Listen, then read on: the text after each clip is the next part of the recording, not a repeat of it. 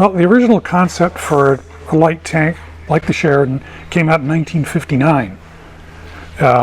Original concept of specifications wasn't until 1960, and the name Sheridan wasn't even approved by the U.S. Army until about 1961.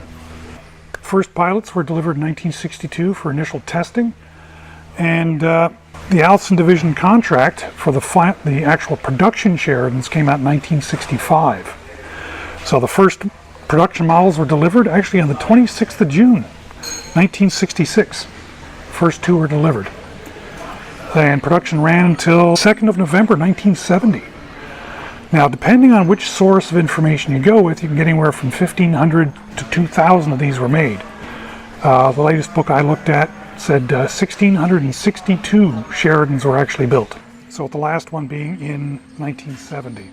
Actual initial cost, $1.3 billion, which was 23% over the initial estimates. But since when does anything built for the government go on cost? First conflict the Sheridan was in would be actually the Vietnam War. So the first ones being fielded about 1967. Several units used them.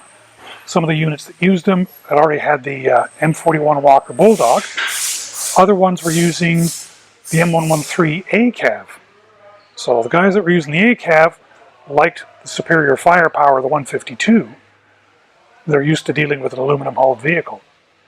But the guys that were using the Walker Bulldog, which was a conventional steel tank, weren't too happy to go to something made out of aluminum. But the Sheridan served well up until 1978. Was retired from most military units, except for the airborne, because there was no comparable vehicle to use.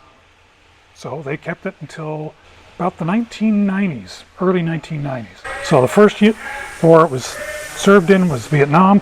Last one would have been Operation Desert Storm in the first Gulf War.